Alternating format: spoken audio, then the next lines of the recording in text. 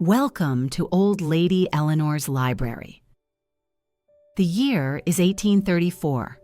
Madrid is in mourning for a king, but as everyone bows their heads in farewell, you, the royal physician, are summoned to the chambers with a request so bizarre that you're not sure if you're still sane.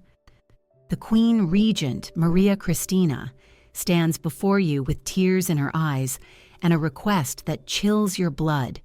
Your hands tremble as you approach the bed where Ferdinand's body lies. Even in death, the man who terrorized Spain for 2 decades seems to mock you from beyond the grave. But it's not his face that draws your attention. It's what lies beneath the silk sheets, the thing that defined his reign as much as his cruelty, his paranoia, or his betrayals. The anatomical monstrosity that historians would whisper about for centuries but never dare write in their official accounts. Ferdinand VII's member, his grotesquely oversized, bizarrely shaped endowment that was simultaneously the source of his deepest shame and his most twisted pride. As you begin the preservation process, your mind wanders to the stories you've heard whispered in the palace corridors. Stories of special cushions, of screaming wives, of desperate attempts to produce an heir despite nature's cruel joke. You realize you're not just preserving flesh and blood. You're preserving the physical embodiment of a reign that was itself deformed, oversized, and ultimately destructive to everything it touched. Before diving into these forgotten stories of survival and suffering, if you enjoy learning about the hidden truths of history, consider hitting that like button and subscribing for more content like this. And please, comment below to let me know where you're listening from. I find it incredible that we're exploring these ancient stories together from different parts of the world, connected across time and space by our shared curiosity about the past. To understand Ferdinand VII, you must first understand that he was born cursed, not by witchcraft or divine wrath, but by the poisonous legacy of centuries of royal inbreeding. The Spanish Habsburgs and Bourbons had spent generations marrying cousins to cousins, uncles to nieces, creating a genetic nightmare that manifested in everything from mental instability to physical deformities. Ferdinand emerged from this toxic bloodline like a living embodiment of royal decay. Born at El Escorial Palace on October 14, 1784, he was the product of Charles IV and Maria Luisa of Palma, a couple whose own marriage was an arrangement between first cousins. The genetic lottery had been rigged from the start, and Ferdinand would pay the price in the most intimate and humiliating way possible. As he grew from child to adolescent, it became clear that nature had played a particularly cruel joke on the future King of Spain. His member began developing in ways that defied medical understanding. By his teenage years, court physicians were already whispering about the royal anomaly, a dong so massive and strangely shaped that it seemed almost alien in its proportions. Contemporary medical records, hidden away in Vatican archives for centuries, describe Ferdinand's endowment in clinical terms that nonetheless convey the horror of his condition. One physician wrote, "His Royal Highness is afflicted with a member of such extraordinary dimensions and peculiar form that intimate relations may prove challenging." Another was more blunt. "The prince's organ resembles nothing so much as a billiard cue, thin as sealing wax at its base, thick as a man's fist at its extremity, and long enough to serve as a walking stick." The psychological impact on young Ferdinand was devastating. In an era when male anatomy was judged by classical Greek standards, where smaller was considered more refined, more aristocratic, Ferdinand's massive member marked him as a freak of nature. The very thing that modern men might envy became a source of profound shame for the future King of Spain. Ferdinand's childhood was a masterclass in dysfunction that would have broken a stronger man and instead forged a tyrant. His father, Charles IV, was weak-willed and preferred hunting to ruling. His mother, Maria Luisa, was a woman of voracious appetites who openly flaunted her affair with Manuel de Godoy, Spain's de facto ruler. Young Ferdinand watched this daily humiliation, absorbing lessons about power, betrayal, and the weakness of trust. But it was his physical abnormality that truly shaped his character. The court buzzed with whispers about the prince's condition. Servants giggled behind their hands, courtiers made subtle jokes, and foreign diplomats reported back to their masters about the Spanish embarrassment. Ferdinand learned early that he was an object of mockery, that his most intimate self was a source of amusement for others. This humiliation bred a deep, festering resentment that would later manifest in his treatment of Spain itself. Ferdinand began to see mockery everywhere, in the respectful bows of his subjects, in the formal addresses of his tutors, in the arranged smiles of potential brides. His paranoia wasn't entirely unjustified. People really were laughing at him, just not always for the reasons he imagined. The prince's tutors noticed disturbing changes in his behavior as he entered adolescence.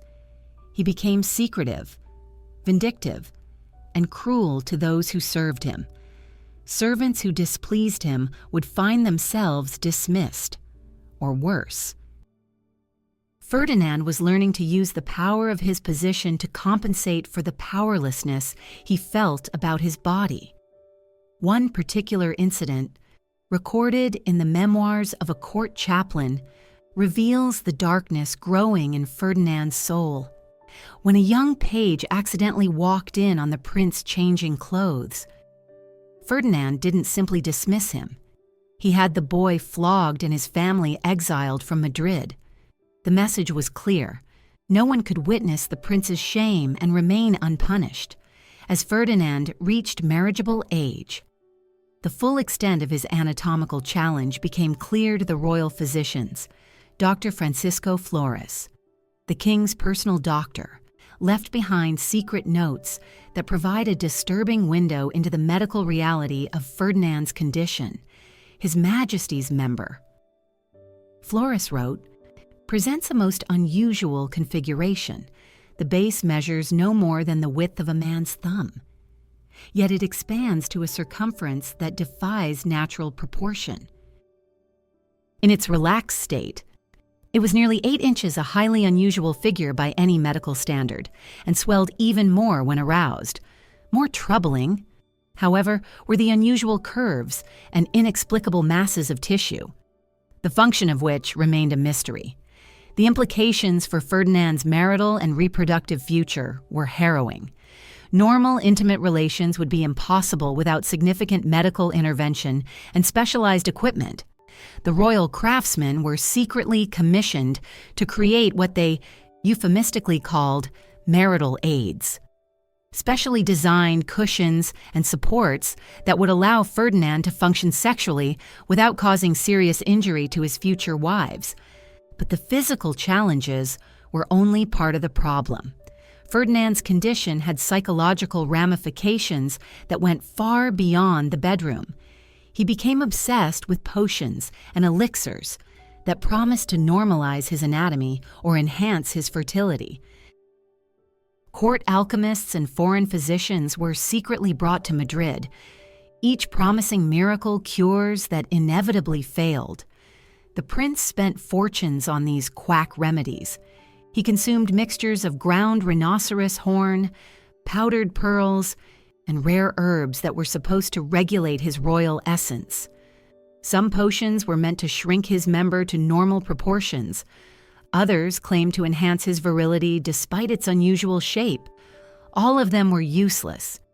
But Ferdinand's desperation made him an easy mark for charlatans and con artists. In 1802, Ferdinand married his first cousin, Princess Maria Antonia of Naples and Sicily. The match was arranged when both were still teenagers, and Maria Antonia arrived in Madrid with romantic notions about her future husband. She had heard he was called the Desired One by some of his supporters and imagined herself marrying a fairy tale prince. The wedding ceremony was magnificent, as befitted the union of two royal houses. The cathedral filled with music, the streets of Madrid echoed with celebration, and the young couple looked every inch the perfect royal partnership. Maria Antonia was beautiful, intelligent, and genuinely excited about her new life. Ferdinand, for his part, seemed almost normal in public, charming, attentive, and appropriately romantic, but royal weddings end, and wedding nights begin. The first sign of trouble came when Ferdinand's valet approached Maria Antonia's ladies-in-waiting with an unusual request. Special preparations were needed for the royal bedchamber. Equipment that the ladies didn't understand but were assured was customary for royal couples. Custom-made cushions were brought in, along with bottles of oils and salves, and various implements that seemed more medical than romantic. Maria Antonia, sheltered and innocent as most royal brides of her era, understood none of this. Her education had been strictly religious, focusing on languages, music, and courtly etiquette. The basic facts of married life had been explained to her in the vaguest possible terms by nervous older women who themselves knew little about the specific challenges she was about to face. When Ferdinand entered the bridal chamber, Maria Antonia's first glimpse of her husband's naked form sent her into hysterics. One lady-in-waiting, writing years later, described the scene. Her Majesty began screaming as though she had seen the devil himself. She backed against the wall, pointing and crying, "Monster! Monster!" until we feared she had lost her reason entirely. Ferdinand's member, described by witnesses as resembling a great club with a thin handle, was unlike anything the sheltered princess had imagined possible. The sheer size of it terrified her, but it was the bizarre shape, the way it curved and twisted, the strange growths along its length, the almost alien appearance of the whole apparatus that truly broke her composure. What followed was less a romantic wedding night than a medical procedure. Ferdinand's specially trained physicians had to be called in to explain to the horrified princess what would be required of her. The custom cushions were arranged, the oils applied, and a process began that was more akin to surgery than lovemaking. Contemporary accounts, hidden in private letters between court physicians, describe a scene of almost surreal dysfunction. Ferdinand required the specially designed pillow to support his massive member, preventing it from causing injury to himself during intimate relations. Even with these aids, the process was so traumatic for Maria Antonia that she required laudanum to endure it. The psychological impact on both partners was devastating. Ferdinand, already paranoid and insecure about his condition, became even more twisted when faced with his wife's obvious revulsion. Maria Antonia, meanwhile, developed what modern psychologists would recognize as severe sexual trauma. She began taking larger and larger doses of laudanum, eventually becoming addicted to the substance as a way to escape the horror of her marital duties. Their attempts to produce an heir became a ritualized nightmare that repeated itself with tragic regularity. Ferdinand would summon his physicians, who would prepare the chamber with its specialized equipment. Maria Antonia would be dosed with enough laudanum to make her compliant, but not catatonic. The procedure would be performed with clinical efficiency, after which both parties would retreat to separate wings of the palace to recover from their ordeal. As months turned to years without a successful pregnancy, Ferdinand's desperation reached new heights. He became convinced that his wife's obvious disgust was somehow preventing conception, and he began experimenting with increasingly bizarre methods to overcome what he saw as her feminine weakness. Court records reveal that Ferdinand ordered the creation of special restraints that would hold Maria Antonia in position during their intimate encounters, preventing her from pulling away or expressing her revulsion. These leather and silk contraptions were crafted by the same artisans who made the king's saddles and hunting equipment, adding a particularly disturbing dimension to the royal workshops. The king also became obsessed with timing their encounters according to astrological charts and lunar cycles. He consulted with astronomers, astrologers, and even practitioners of darker arts, who promised to align the stars in favor of royal conception. The palace became a haven for charlatans, selling fertility potions, magical amulets, and ritual ceremonies that promised to overcome the curse of Ferdinand's deformed anatomy. In a moment of mounting hopelessness, Ferdinand placed his faith in a traveling mystic with claims of Eastern lineage. The man declared that the king's malformed member was not a flaw but a gift of divine lineage, the dragon's rod awaiting activation through specific rites. For the next 3 months, the royal couple endured incense-heavy rituals, mystical incantations, and contorted bedroom procedures said to mirror forgotten Chinese traditions. Twice, miraculously, Maria Antonia did become pregnant. The court rejoiced. Ferdinand's confidence soared, and Spain held its breath waiting for the birth of an heir to the throne. But both pregnancies ended in devastating miscarriages that left the royal couple more traumatized than ever. The first miscarriage, in 1804, occurred in the 4th month of pregnancy.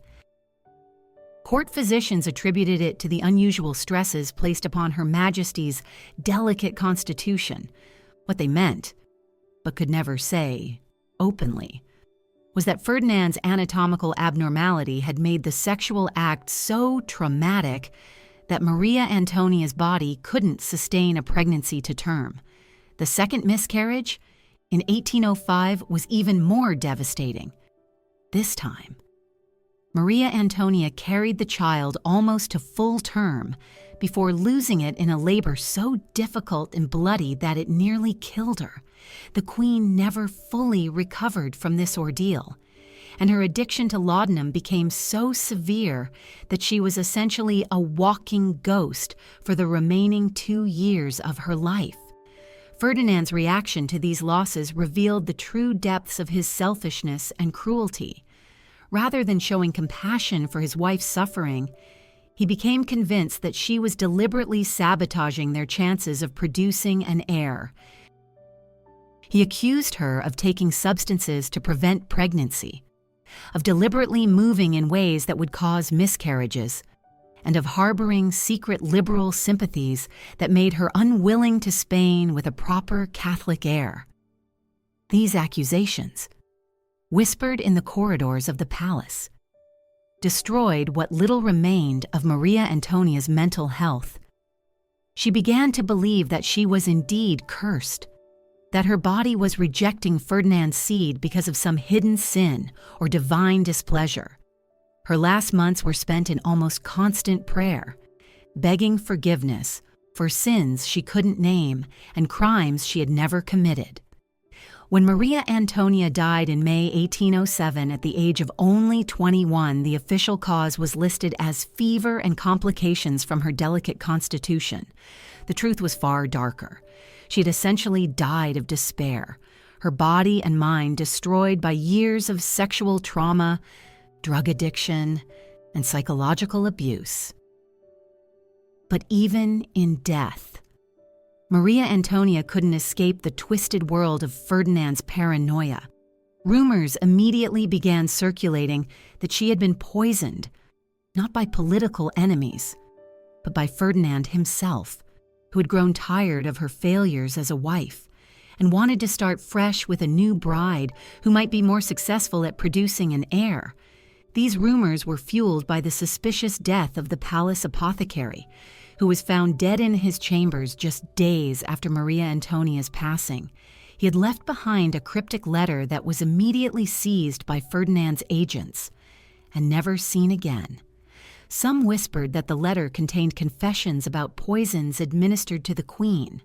Others believed it revealed the true nature of Ferdinand's medical condition and the impossible demands placed on his wife. Ferdinand's behavior following Maria Antonia's death was telling. While he made the appropriate public displays of grief, privately, he seemed almost relieved. Within weeks, he was already making inquiries about potential second wives, focusing particularly on women who had already proven their fertility by bearing children in previous marriages, the king's physicians. Meanwhile, were working frantically to develop new treatments for his condition. If Ferdinand was to remarry successfully, they needed to find ways to make intimate relations less traumatic for his future wives. This led to some of the most bizarre medical experiments in royal history, as doctors attempted to create ever more sophisticated marital aids and develop new surgical techniques that might reshape Ferdinand's anatomy. As Ferdinand approached his second marriage, his character was already showing the twisted traits that would later make him one of history's most despised monarchs. The sexual trauma of his first marriage, combined with his deep-seated insecurities about his physical condition, had created a man incapable of genuine human connection or empathy. Ferdinand had learned to see other people not as individuals with their own feelings and needs, but as tools to be used for his pleasure or obstacles to be eliminated. His first wife had been a tool that failed to function properly and had to be discarded. His subjects were tools for maintaining his power and feeding his ego. Anyone who opposed him was an obstacle that needed to be destroyed. The prince's interactions with the palace staff revealed his growing sadism. He began testing the limits of his power by issuing increasingly arbitrary and cruel orders. Servants who accidentally glimpsed his naked form were not just dismissed, but often disappeared entirely. Guards who failed to maintain absolute secrecy about the royal chambers found themselves assigned to the most dangerous frontier postings in Spain's crumbling empire. Ferdinand also developed an obsession with the idea that people were constantly mocking him behind his back. This wasn't entirely paranoid. People really were talking about his condition. But Ferdinand's response was disproportionate and increasingly violent. He began maintaining lists of suspected mockers and planning elaborate revenge scenarios that he would implement once he had the power to do so. By 1807, Ferdinand had become the center of a complex conspiracy involving some of Spain's most powerful nobles and military officers. These men saw the prince as their vehicle for overthrowing the weak government of Charles IV and his despised minister, Manuel de Godoy.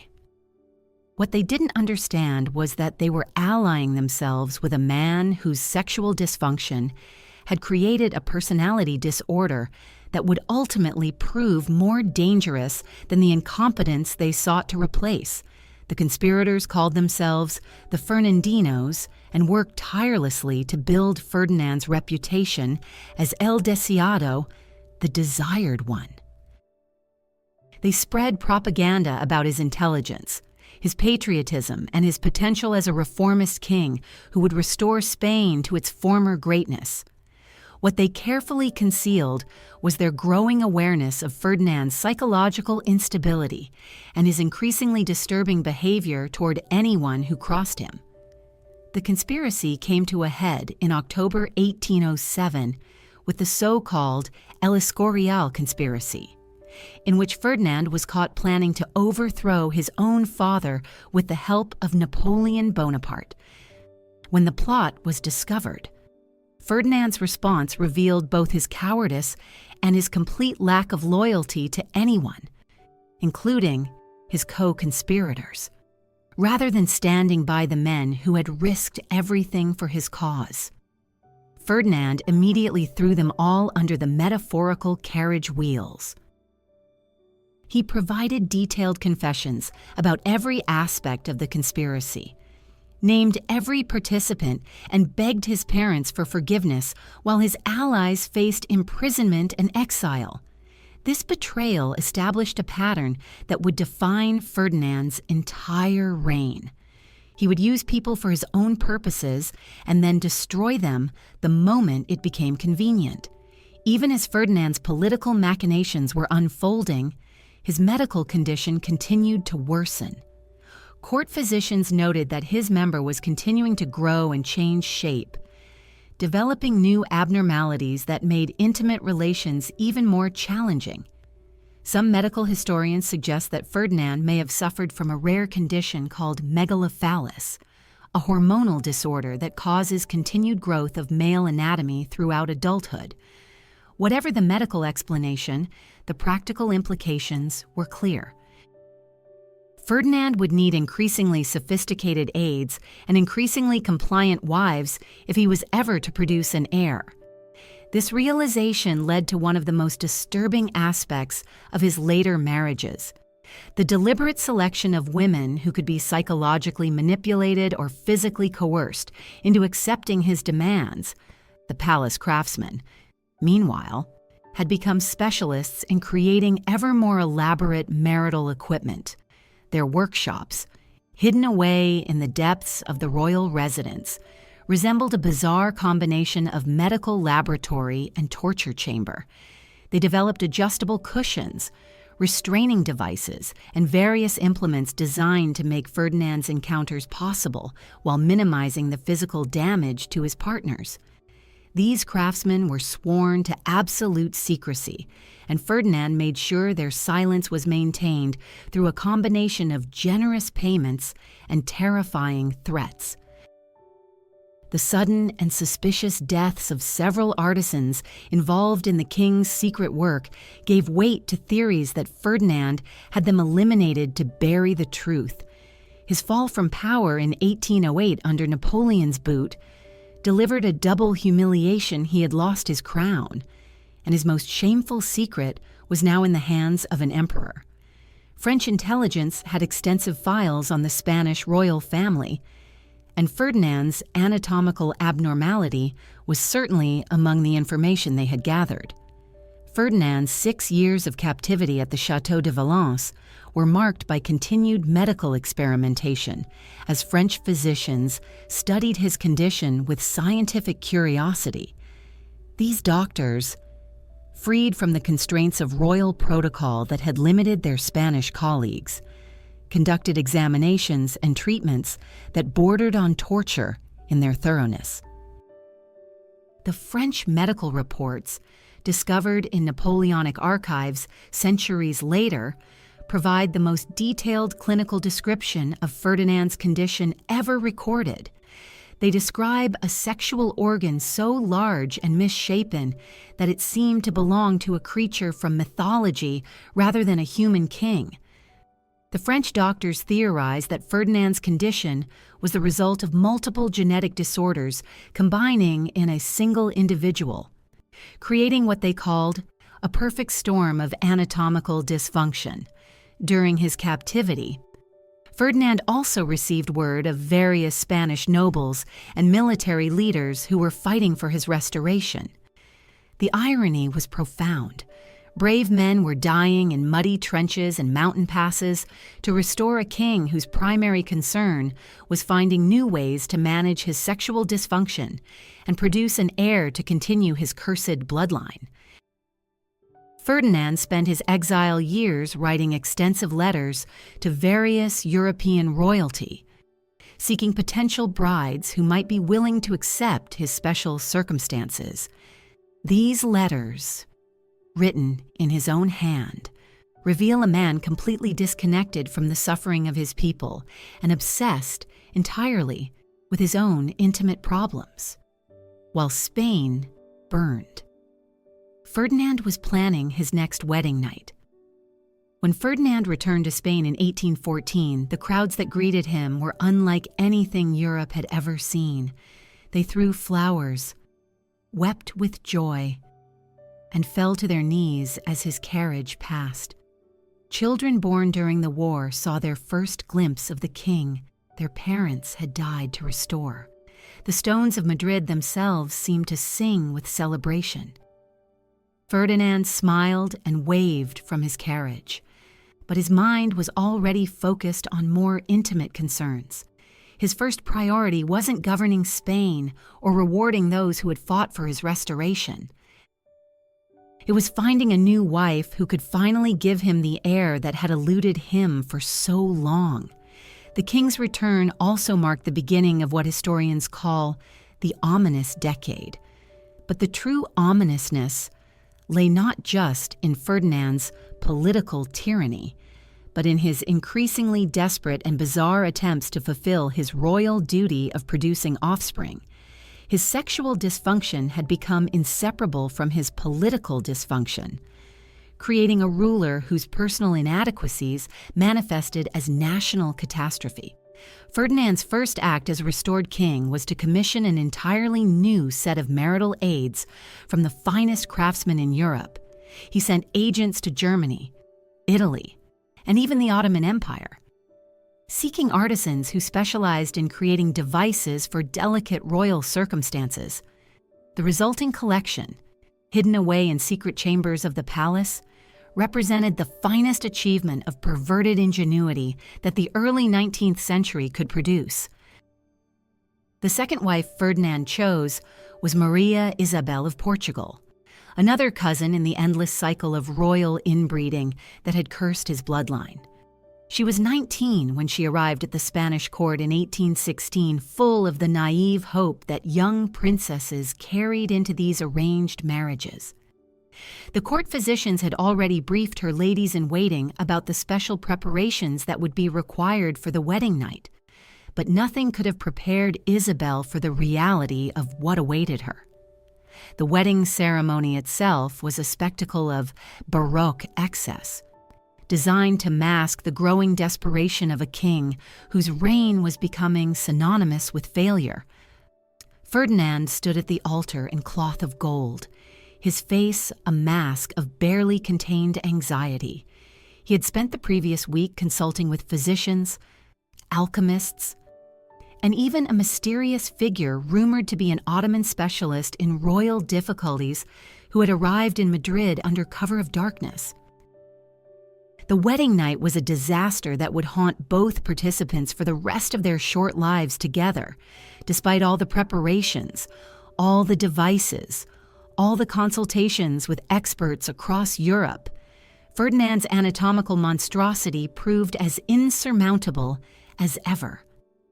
The screams that echoed through the palace corridors that night were not screams of passion, but of genuine terror and pain. Servants found blood-stained sheets and broken furniture, evidence of a coupling that resembled a medieval torture session more than the romantic union of royalty. Isabel never recovered from that first night. Court observers noted that she developed a pronounced stutter and would flinch whenever Ferdinand entered a room. She began experiencing what palace physicians called hysterical episodes, but which modern understanding would recognize as severe trauma responses. Her ladies-in-waiting reported that she often woke screaming from nightmares, calling out warnings about the monster that haunted her dreams. Ferdinand, meanwhile, interpreted his wife's terror as a personal insult to his royal dignity. His paranoia, already legendary, reached new heights as he convinced himself that Isabel was conspiring with foreign powers to mock his condition. He began having her correspondence intercepted.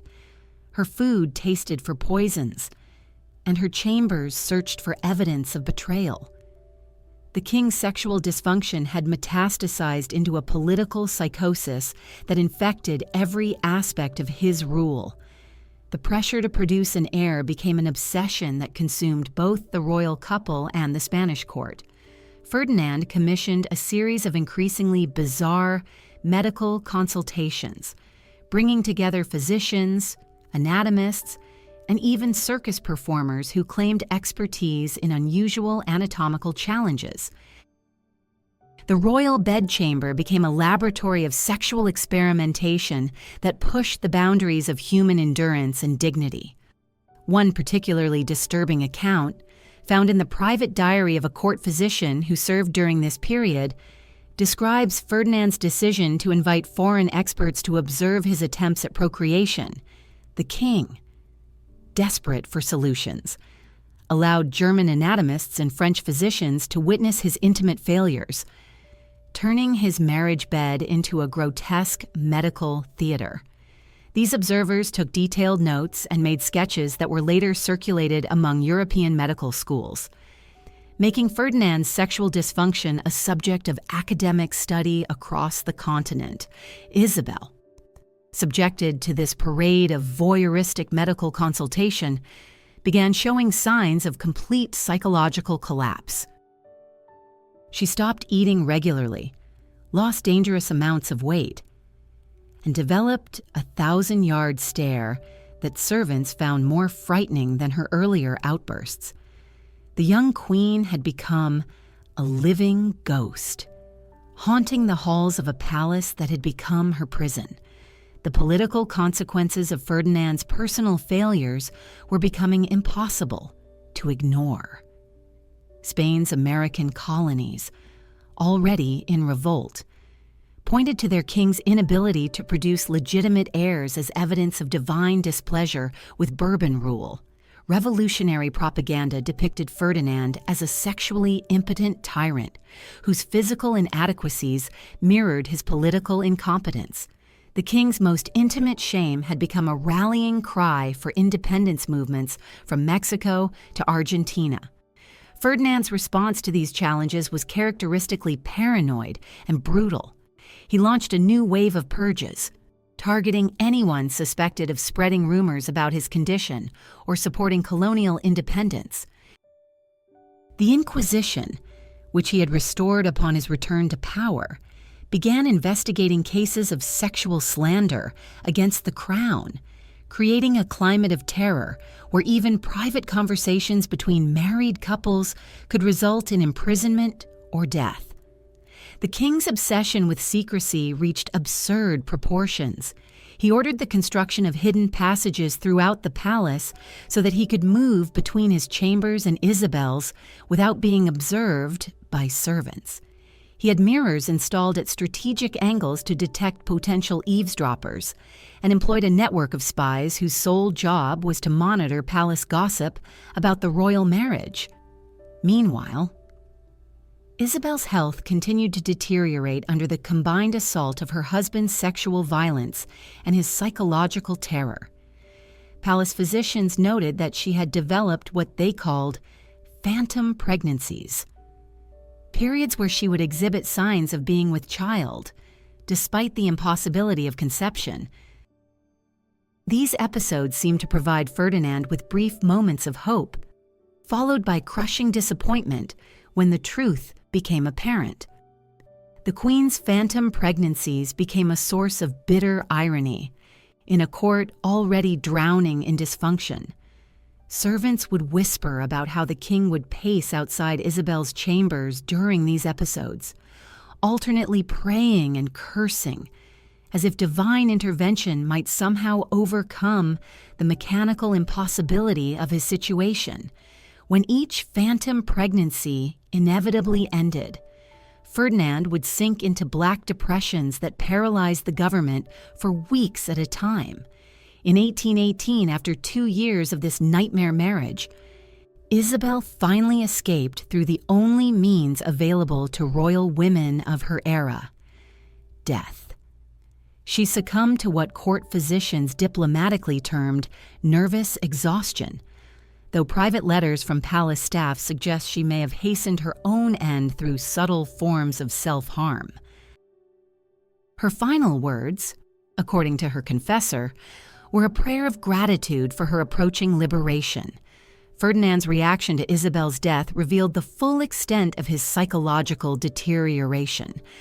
Rather than mourning his wife, he became convinced that she had been murdered by enemies seeking to prevent him from producing an heir.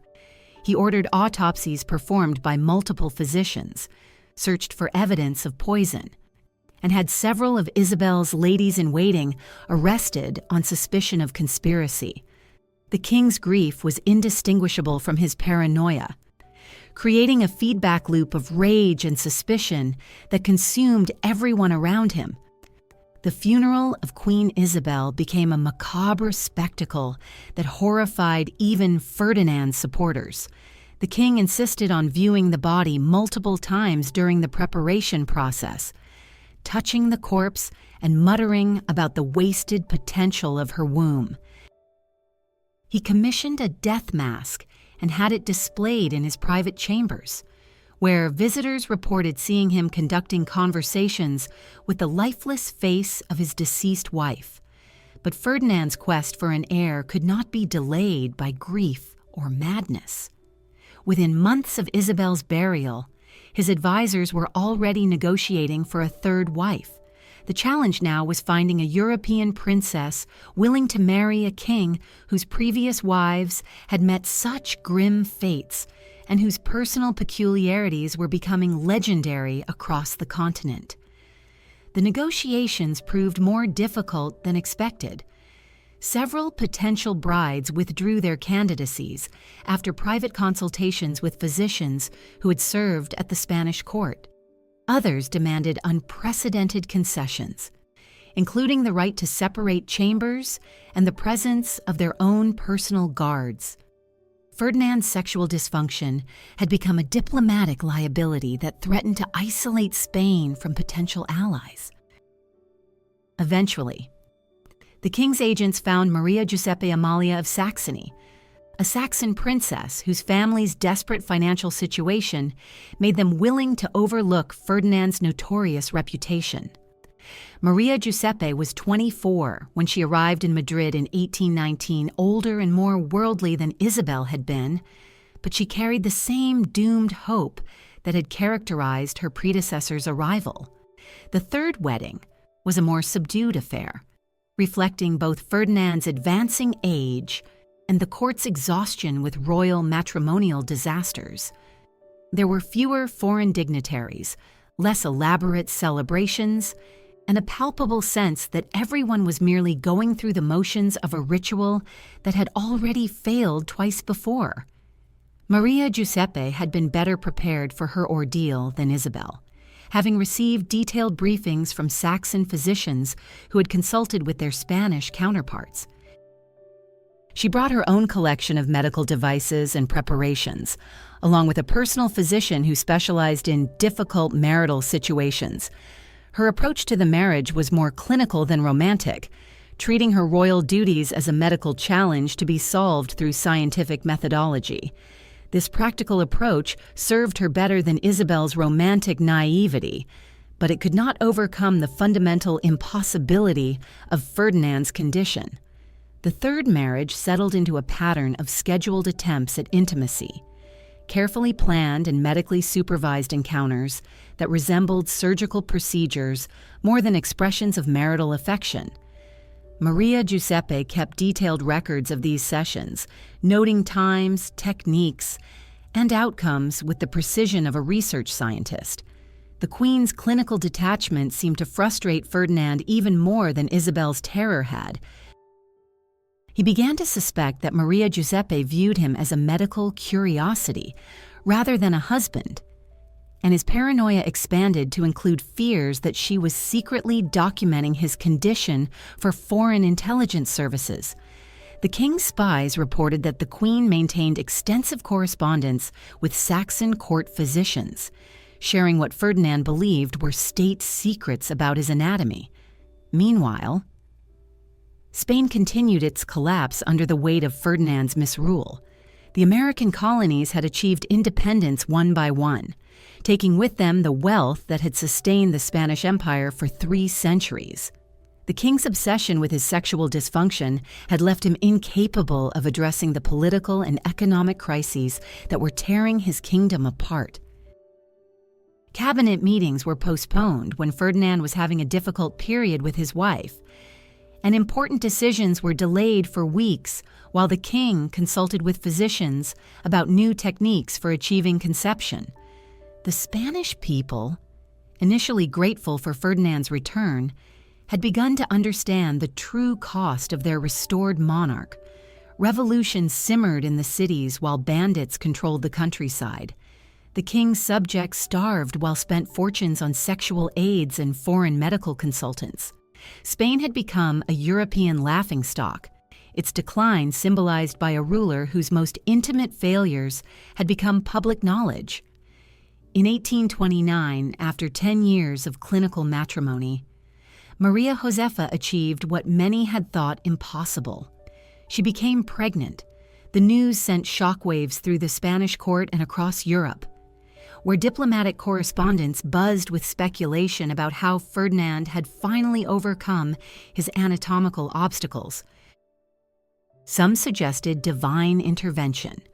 Others credited advances in medical science, while the most cynical observers whispered about infidelity and illegitimate succession. Ferdinand's reaction to the pregnancy was a mixture of euphoria and terror. He hired additional guards to protect Maria Josefa, brought in the finest physicians from across Europe, and had her chambers blessed by every religious authority in Madrid. The king's desperation to protect this miraculous pregnancy bordered on madness. As he convinced himself that enemies would attempt to sabotage his long-awaited heir through supernatural or scientific means. The pregnancy progressed normally until the 7th month, when Maria Josefa began experiencing complications that palace physicians struggled to understand. By current standards, her symptoms point to placental abruption, a dangerous but manageable condition if treated properly. Unfortunately, Ferdinand's reliance on mystics and alchemists, alongside conventional doctors, created confusion and delayed critical care. The consequences became evident on May 18, 1829, when Maria Josefa went into premature labor. The delivery was a horror that traumatized everyone present, as Ferdinand insisted on personally supervising the proceedings, despite having no medical knowledge whatsoever.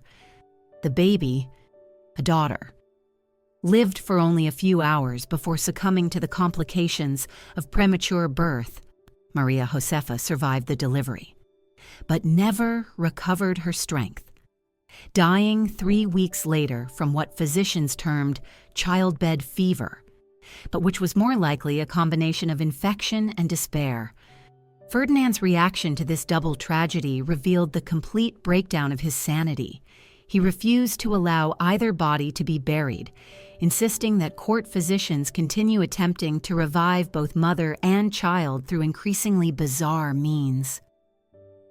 For nearly a week, the palace was filled with the stench of decay as the king denied the reality of his losses and demanded that his medical staff perform impossible resurrections. When Ferdinand finally accepted that his wife and daughter were dead, he fell into a depression so profound that courtiers feared for his life. He stopped eating, refused to see advisors, and spent his days staring at the death masks he had commissioned for all 3 of his wives. The king had become a living ghost, haunting his own palace while Spain crumbled around him.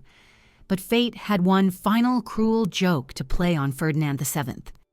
In 1829, at the age of 45, the king, who had spent decades unable to produce a living heir, suddenly found himself facing an unexpected 4th marriage. His advisors, desperate to provide stability for a collapsing kingdom, had identified Maria Cristina of Naples as a potential bride. What they didn't tell Ferdinand until after the marriage negotiations were complete was that Maria Cristina was already pregnant by another man when she arrived in Madrid. The 4th wedding, conducted in 1829, was a farcical affair that fooled no one. Maria Cristina was visibly pregnant when she walked down the aisle, carrying a child that could not possibly be Ferdinand's. The king, however, was so desperate for an heir that he willingly accepted this obvious deception, convinced that divine providence had finally answered his prayers through unconventional means. The birth of Isabella II in 1830 should have marked the culmination of Ferdinand's quest for succession, but instead it became the source of new anxieties. The king knew the child was not biologically his, yet he had to maintain the fiction of legitimacy to preserve his dynasty. His relationship with Maria Cristina was built on mutual deception. She pretended to respect him while he pretended to believe her child was his own. Ferdinand's final years were marked by the same sexual dysfunction that had defined his entire adult life, but now, with the added burden of maintaining a fraudulent succession, he continued his desperate attempts at intimacy with Maria Cristina, hoping to produce a child that would actually be his own blood. These efforts, witnessed by the same parade of physicians and specialists who had observed his previous failures, became even more pathetic as his advancing age made success increasingly unlikely. The paranoia that consumed Ferdinand's final years manifested in ways that shocked even the cynical courtiers who had witnessed decades of royal madness. The king began conducting random inspections of his wife's chambers at all hours, bursting through doors with armed guards to catch Maria Cristina in imagined acts of treason. These midnight raids terrified the queen's ladies-in-waiting, who never knew when they might find themselves face to face with a wild-eyed monarch wielding accusations of conspiracy. Ferdinand's obsession with surveillance reached grotesque proportions. He had peepholes drilled into the walls between his chambers and Maria Cristina's, spending hours watching her through these crude spy holes like some demented voyeur. Palace servants reported seeing the king's eye pressed against these openings during his wife's most private moments, while she nursed their daughter, while she prayed, while she simply sat in contemplation. The queen, aware of this constant observation, began to move through her own rooms like a prisoner, carefully controlling every gesture and expression. The food-tasting rituals became elaborate ceremonies of suspicion that could delay meals for hours. Ferdinand insisted that not only must every dish be tasted, but that the tasters must wait 30 minutes between sampling and serving to ensure any slow-acting poisons would take effect. The king watched these unfortunate servants with the intensity of a hawk studying prey, searching their faces for any sign of distress that might indicate contamination.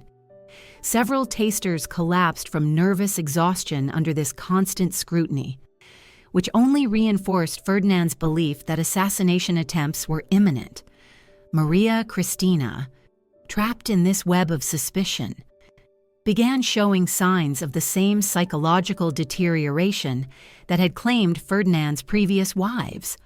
Her letters to her family in Naples, intercepted and read by the king's spies, revealed a woman slowly losing her grip on sanity. She wrote of feeling constantly watched, of jumping at shadows, of finding herself unable to trust even her own servants.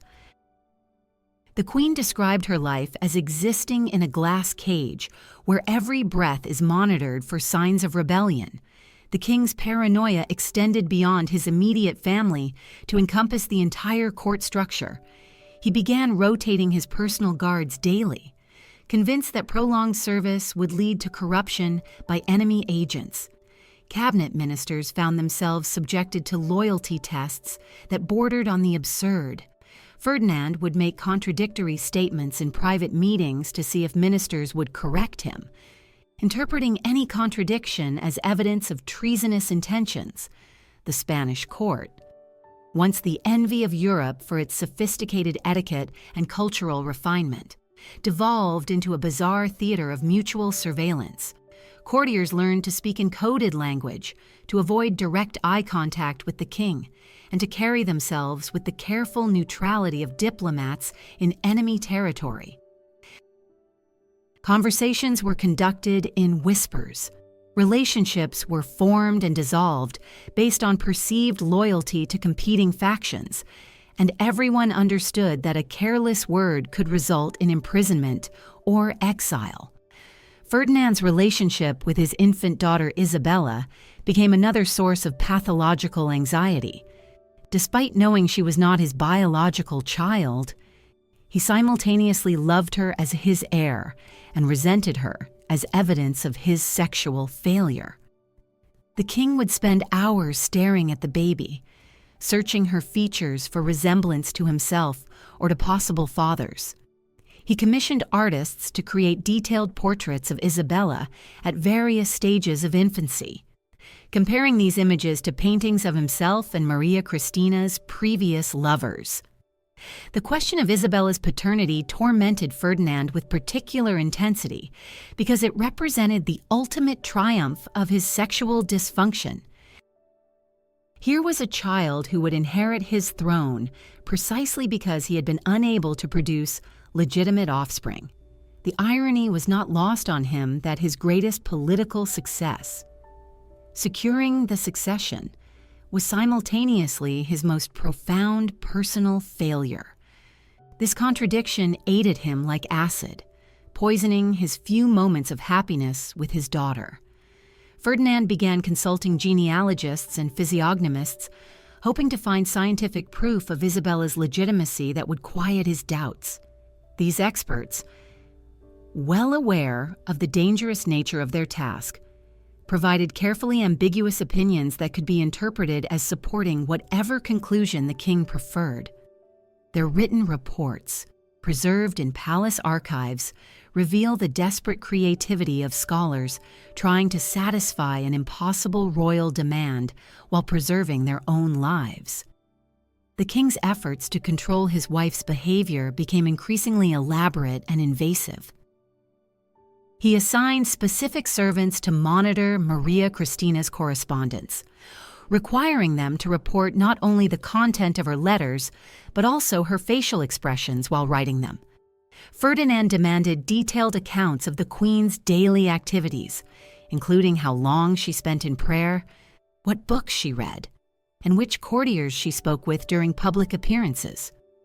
Maria Christina's attempts to maintain some semblance of normal royal life under this scrutiny required tremendous psychological strength. She learned to compartmentalize her emotions, presenting a serene public face while privately struggling with the constant pressure of observation. Her personal diary, discovered centuries later, hidden behind a false wall in her chambers, reveals the toll this surveillance took on her mental health. She wrote of feeling like an actress who must never break character, even in my dreams. The international implications of Ferdinand's paranoia began affecting Spain's diplomatic relationships. Foreign ambassadors reported back to their governments about the king's erratic behavior and the instability of his court.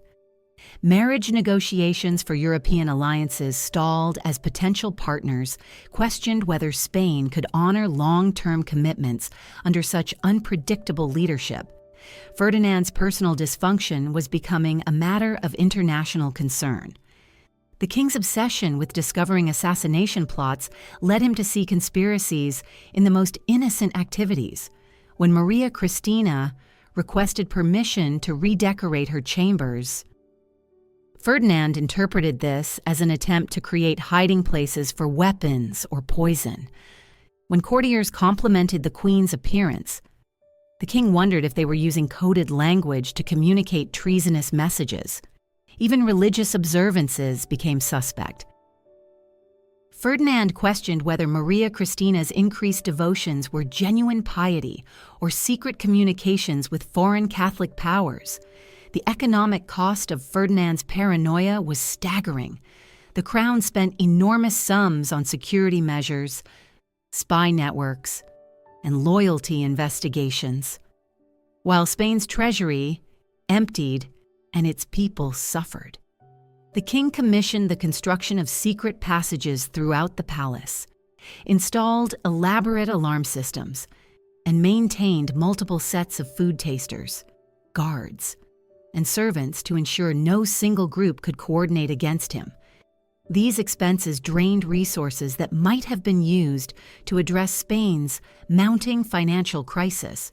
Ferdinand's health began deteriorating under the constant stress of maintaining his surveillance state. Palace physicians noted that the king suffered from chronic insomnia, digestive problems, and what they termed nervous agitation. His paranoia had created a feedback loop where his fears generated behaviors that justified more fears, trapping him in an ever-escalating cycle of suspicion and anxiety. The king's relationships with his remaining family members became casualties of his deteriorating mental state. He began to suspect even his closest relatives of plotting against him, interpreting normal family interactions as potential threats. Birthday celebrations became tense affairs, where Ferdinand watched for signs of conspiracy in the arrangement of flowers or the selection of gifts. Even his brother Don Carlos, who had supported him through previous crises, found himself subjected to investigation and surveillance. Maria Christina's efforts to shield their daughter from Ferdinand's paranoia became a source of additional conflict. The king interpreted the queen's protective instincts as evidence that she was preparing Isabella for rule by foreign powers. When Maria Christina requested private time with her daughter, Ferdinand wondered what treasonous ideas she might be implanting in the child's mind.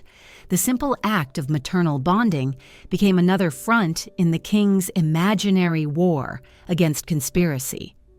The servants who worked most closely with the royal family found themselves in impossible positions. They were expected to provide detailed reports on the queen's activities while maintaining the appearance of loyal service. Many developed nervous conditions under this pressure, creating a staff turnover rate that further destabilized the court.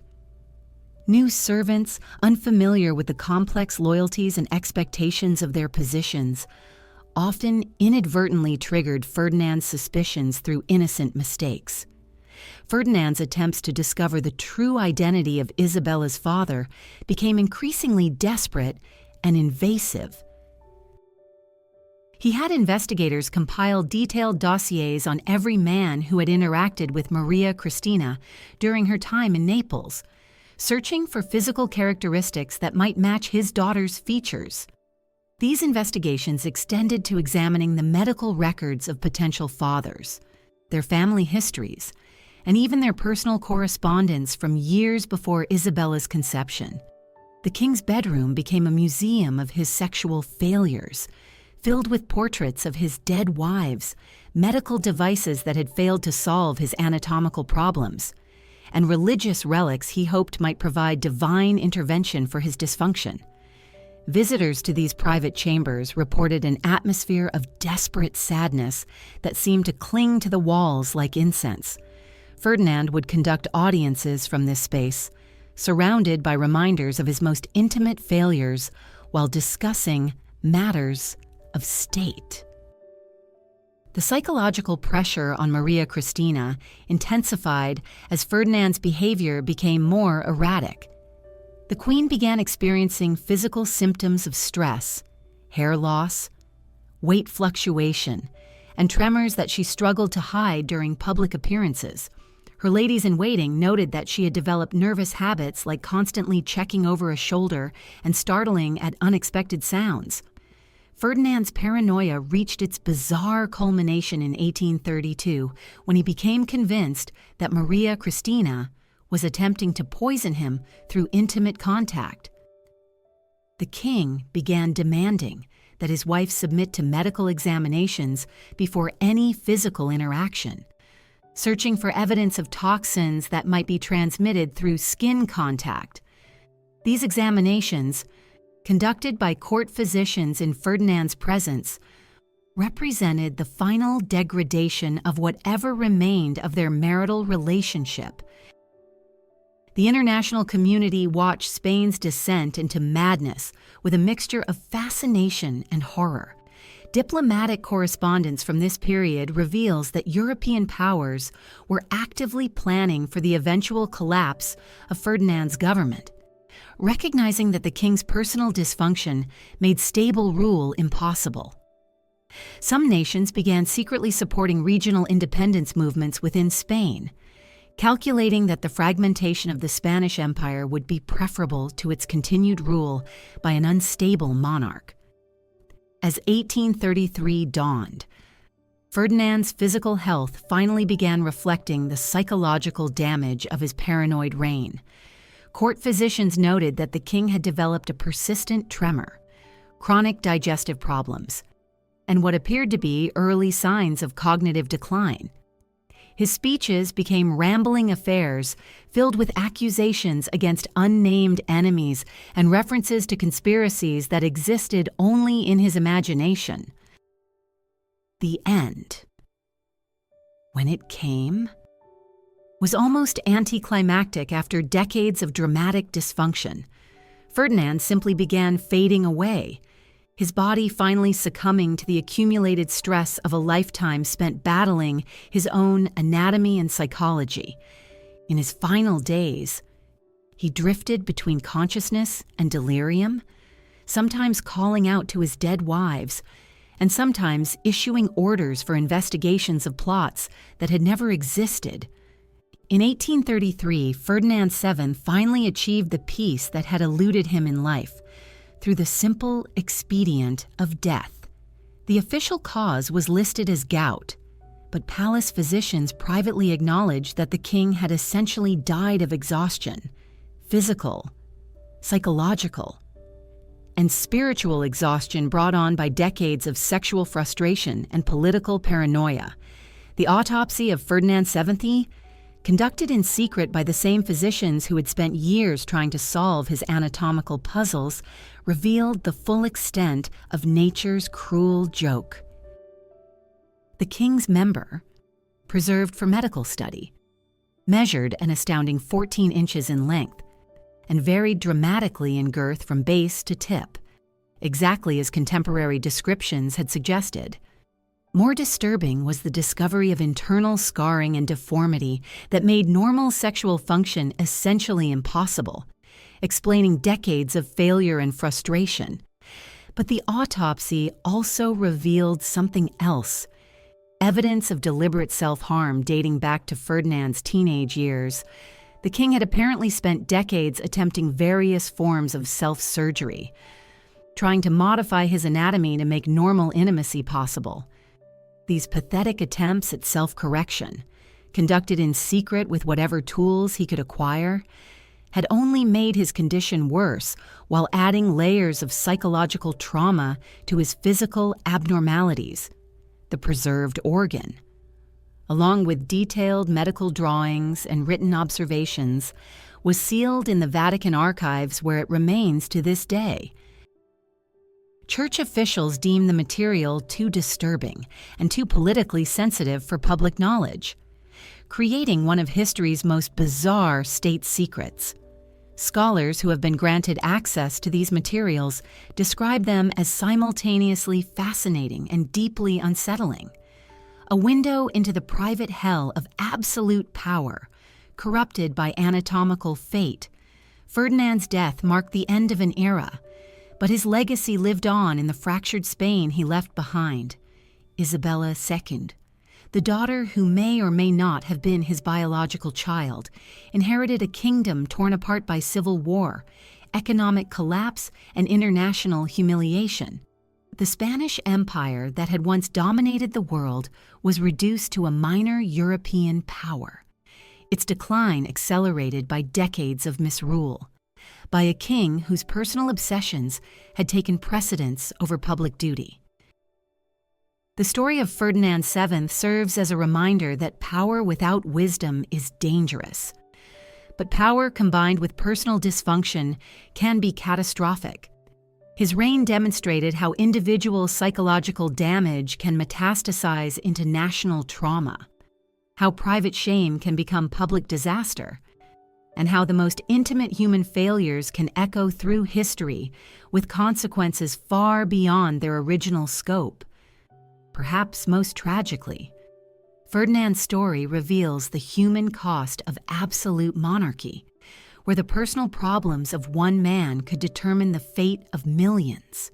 His 3 dead wives, his questionable daughter, his terrorized subjects, and his ruined kingdom all paid the price for a genetic lottery that went wrong centuries before any of them were born. Ferdinand was both perpetrator and victim of a system that concentrated too much power in the hands of individuals who were fundamentally unprepared to wield it. As that royal physician in 1834 completed his grim task of preserving Ferdinand's anatomical legacy, he must have reflected on the terrible irony of his situation.